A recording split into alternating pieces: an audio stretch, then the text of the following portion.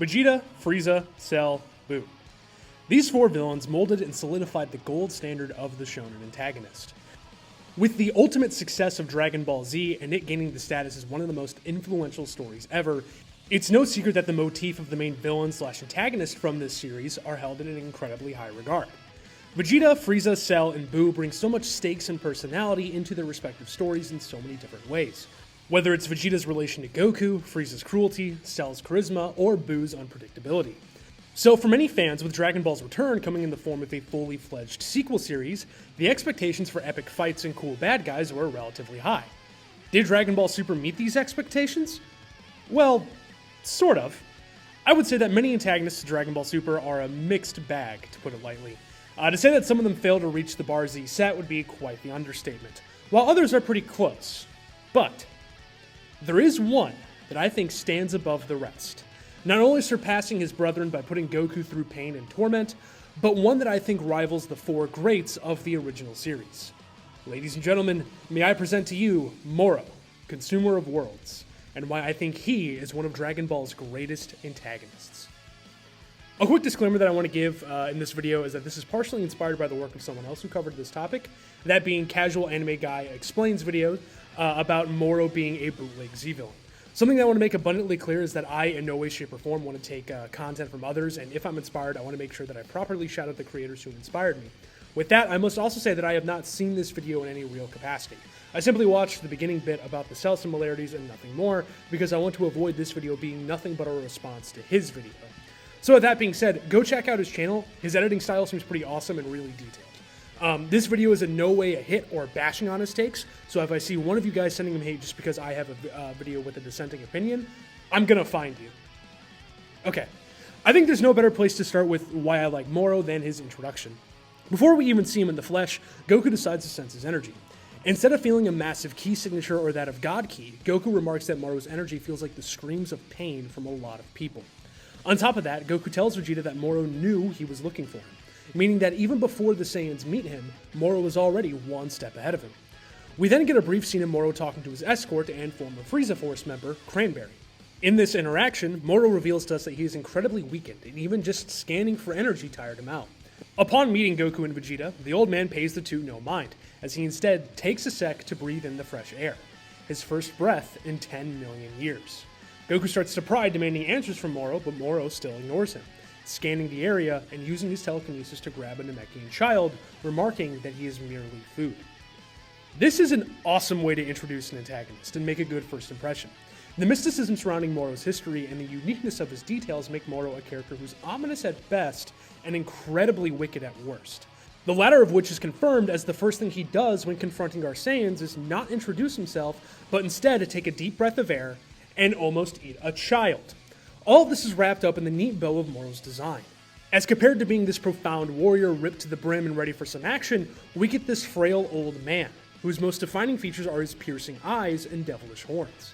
This subversion of Dragon Ball's norms continues as the encounter progresses. With Vegeta deciding to fight Moro, we get the first glimpse of his magic. His abilities are incredibly unique, as we see that he can manipulate the energy of planets themselves, using the energy of Namek to attack Vegeta. After Vegeta thinks he has won the fight, he reverts back to his base form, declaring that Moro must be defeated. We see Moro charge up a big attack, but he doesn't throw it at Goku or Vegeta. He instead eats this giant ball of energy, powering himself up. The confusion doesn't stop there as Vegeta attempts to power back up to continue his fight, but he can't, as the two find out that Moro has not only been stealing the energy of the planet, but also all of its inhabitants, including our Saiyan heroes. This results in Vegeta and Goku getting humiliated, left to rot and die in the wastelands of planet Namek. If this doesn't get someone hyped up for a villain, I don't know what will. Vegeta and Moro's first fight is a wonderful display of Moro's powers and what makes him stand out from villains previous like Jiren, Goku Black, or Gas, who simply had the ability to overpower our heroes. Part of this is the way this is conveyed to the reader. While Vegeta is beating Moro good for the first half of their fight, Goku's stern reactions and caution tells the reader that something is off about him. When Goku's caution gets reaffirmed by Moro eating Namek, it becomes clear to us that Moro knew he had this in the bag from the very beginning. Despite the power of Goku and Vegeta eclipsing Moro many times over, the GOAT knew that they were nothing but meals to him and that all he had to do was bide his time so he can slowly absorb their energy. So when taking a step back and looking at what we have here, we see a villain who visually and combatively subverts with the norm of what's been set up in arcs previous, who demolishes previous notions of strength and power with his unique abilities. Despite starting off as weak and meager, he effortlessly beats our two protagonists, proclaiming that from the very beginning, they were no threat to him. I view all of this as a masterful way to set up a villain who can give our heroes a unique challenge that they must face. All of that is well and good, but why is Moro doing this? What is Moro's motivation? Why is he such a villainous character? To answer this question, we learn that this is never really directly told to us, but is something that is in just about every single one of Moro's interactions. Moro is the personification of villainous hedonism or living for pleasure. Everything Moro does, he does for the sake of his own enjoyment. It just so happens that his concept of enjoyment happens to be one that comes at the cost of the suffering and detriment of others. There are so many scenes that convey this. The first of which is his introduction, where the first thing he does is decide to take a deep breath of air and almost eat Eska. While intimidating for sure, I think the true purpose of having Moro do this is to reflect the desire to feel the highs of life as well as his lack of regard for the well-being of others. The next scene is after Goku and Vegeta escape Namek and Sagambo's brigade. Moro's right-hand man tells the Lord that Goku and Vegeta are certainly alive, and he asks him if they should track him down. Moro declines this offer, and his reasoning is that Goku and Vegeta will use this time to get stronger and become even better meals for him in the future. Moro literally calls Goku and Vegeta livestock here, once again relating back to this motif of gluttony and pleasure. One of my favorite instances of this comes when Vegeta and Moro have their rematch. Before knowing that Vegeta is going to eviscerate him, Moro looks at the scene with excitement, proclaiming that he will be his most satisfying meal yet. But this hedonistic desire extends beyond just meals and eating. It's clear that even those close to Moro are nothing more than his playthings. When Goku arrives on Earth, the rest of our heroes are fighting Sagambo. The ever-loyal servant fights and takes on a 1v4 against Gohan, Piccolo, 17, and 18. He's able to do this because of Moro himself, who is injecting some of his own energy into the bandit. Things get shaken up when Goku arrives and ends up almost effortlessly beating Sagambo. Sagambo asks Moro to pump him up with more energy so he can combat Goku. This is to Goku's dismay, who tells Moro that if Sagambo were to keep fighting, his body would give out on him. And Moro's response to this? He shrugs. He doesn't care. It doesn't matter to him that this is his number one supporter and that his life is on the line. He just keeps juicing Sagambo because to him, it's entertaining. From the very beginning, Sagambo and his bandits needed to fulfill a purpose, and once his usefulness ran dry, Moro just let him die a rather gruesome death for his own amusement. While the moment with Sagambo is an example of Moro's worldview, I find the most telling example of Moro's motivation is his reaction when his back is turned against the wall. In Chapter 64, when Goku goes perfected Ultra Instinct, Moro proclaims that the creations of the gods are for him to devour. While this moment is significant for a lot of reasons, and we'll revisit it later, for now, just view it as another display of how deep-rooted Moro's hedonism is. It's a core trait of his character. Now that we've gone over Moro's motivation, I want to go over what makes him stand out from other antagonists. After all, there are many that view Moro as a rather unoriginal character who's nothing but a knockoff of past villains. And there are many reasons why I think this is untrue. The first is the originality of Moro's motivation. No other Z-villain or supervillain has a focus on hedonism with the exception of one, Majin Buu. However, unlike Buu, not only do we see that the literal methods of how these two characters get their fix are incredibly different, with Moro stealing life force and Buu literally turning people into food, but also the means in which they go about this end goal. Buu is a rather impulsive and instinctive villain whose danger level stems from his abilities to warp reality around his childish sadistic natures. Moro, on the other hand, is cold and callous, knowing what needs to be done to get his meal and willing to think critically and plan ahead for this end goal. We see this when he tricks Goku and Vegeta in their first encounter, his instrumentalization of Cranberry and Sagambo, or the way he utilized 7-3 as a save file that he could reload if he ever had to face defeat. If you ask me, this sadistic calculus really separates Moro from all of the villains of Z. At least Vegeta, Frieza, and Buu. The last one is a bit different. While it would be really funny to make a Moro propaganda video and not mention Cell, I think it would be a bit dishonest not to. So let's talk about these Supreme Life Forms. Moro and Cell are two different characters. While there are certain narrative beats in the Moro saga that simulate or make people think of the Cell saga, I feel like when you analyze the context of these moments from these arcs, it's pretty clear that these characters are pretty different from one another. For example, I just mentioned that Moro pre-planned a lot of things within his saga, and I implied that Cell pulls some similar shenanigans. Cell does this when he tricks Vegeta, decides to throw the Cell games, release the Cell Juniors, and blow himself up. However, many of these moments from Cell stem from moments of opportunity to best or get what he wants out of his opponent, as compared to a premeditated, cynical decision or knowledge to fulfill his plans, like Moro. I think this applies to most of the similarities between these two characters, but you guys might not be convinced yet. Because of that, I'm going to do a quick speedrun. The absorption of androids is completely different for these two characters. With Cell, it's his entire goal and motivation, while for Moro, it's clear that 7-3 was just his failsafe. Goku gives him the senzu bean for completely different reasons. For Cell, it was Goku showing his confidence in Gohan's abilities, while with Moro, it was because Goku knew that Moro could do nothing to defeat him in his current state. Goku proved this himself literally 3 pages later. The ballooning and self-destruction sequences of these characters are just non-equivalent. Not only are the presentations behind these moments completely foreign from one another, but when looking at why these things happen and the outcome, we can see that calling these the same thing is rather disingenuous. I think with both characters it was the consequence of their villainous nature, as Cell's because he's a sore loser, while Moro's is because of his decision to do the Ultra Instinct speedrun. But with Moro, we know that this was completely on accident, as he didn't know Ultra Instinct would do that to his body. This also came at the cost of his sanity, while with the Cell moment, this is a very conscious decision that ended up not really doing anything but powering himself up. I want to quickly re-mention Cage's video and reiterate that this video is not a response to it, nor should it in any way be an excuse to throw shade his way. I just use these moments from the things that he mentioned at the beginning of his video, sort of as a reference to view folks' opinion on the relationship between these two characters. There is one thing, though, that's a bit harder to defend in terms of originality. 7-3 Moro. One of my hottest Dragon Ball takes is, I like 7-3 Moro. I think narratively it serves as an awesome display of Moro's carefulness and cunningness. Going back to talking about his motivations, 7-3 was no different than Cranberry and Sagambo, and that from the very beginning, Moro knew that there was an amount of usefulness to be exploited from the android's overpowered abilities. Not only that, but I think it's rather obvious from the author's perspective that this was the intent for the final battle the entire time. If the fact that 7-3 had Moro's abilities wasn't foreshadowing enough, within chapter 57, when Moro confronts the Z-Fighters, he tells Shimoreka that there will be a time where I require his power once again, and help him recover. Obviously, we know that this time comes when Vegeta fissions Moro of all of his power, and Moro then loads his previous save and gains the abilities of the android. Speaking of the android, let's talk about that design. There are a lot of people who critique the design of 7-3 Moro, and I think it's for a pretty obvious reason. Pre-7-3 Moro has a design that is truly and wholly unique to him. His intimidated stature and animalistic look makes him stand out from every villain before him. But after he absorbs 7-3, his face becomes more humanoid, and he gains the line features prominent on characters like Cell, Frieza, and Hit. Essentially, people think that this design is much more unimaginative and lazy. While I don't think I can change people's minds on that stance if they truly believe it, what I can say is that for me personally, I don't mind it as much. This is because, no duh, he looks like this.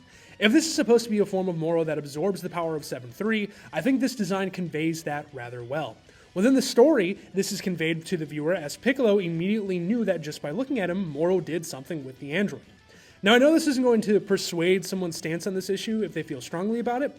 I just thought I would break this down because I think some people are quick to write off the entire finale of the arc because of this, when in all actuality, they just don't like this small yet fitting design choice.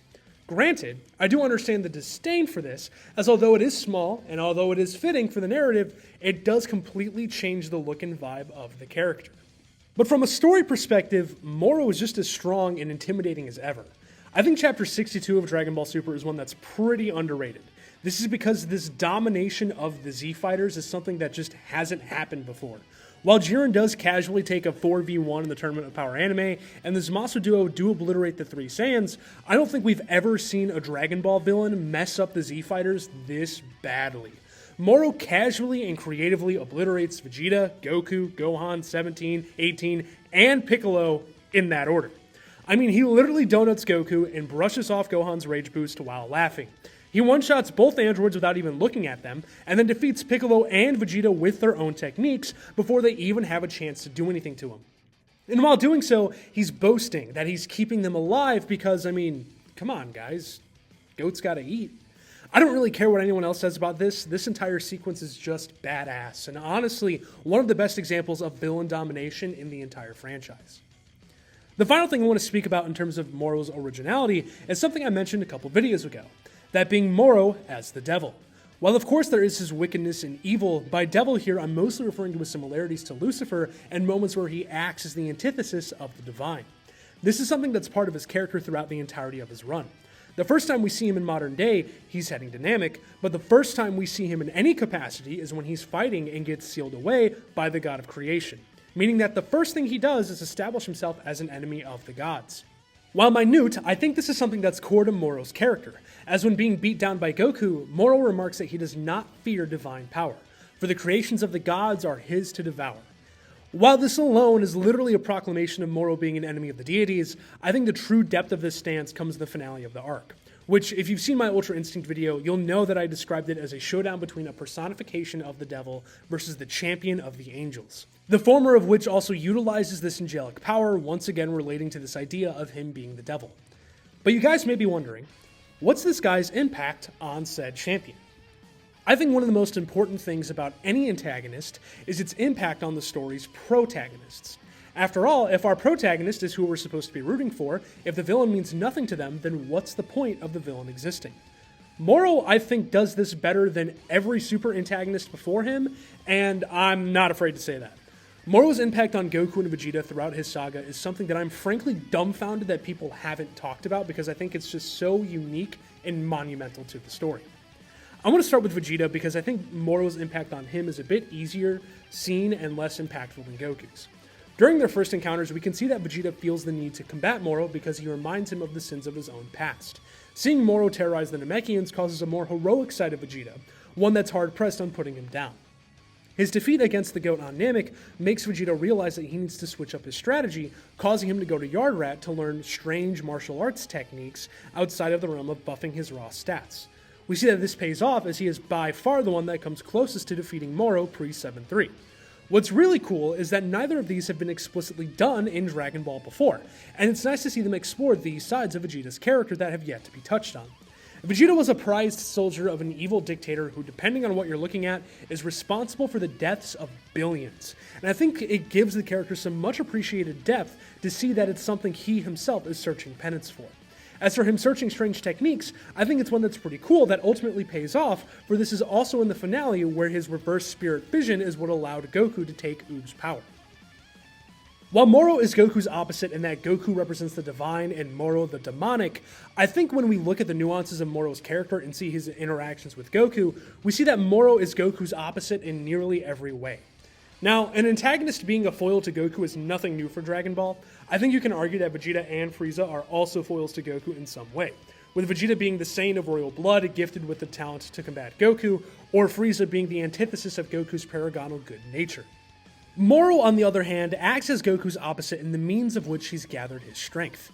Everything Goku is from the result of him training and working hard to grow his power for the sake of fighting powerful opponents. Meanwhile, everything Moro is from the result of him cheating and cunningly stealing the power and energy of others.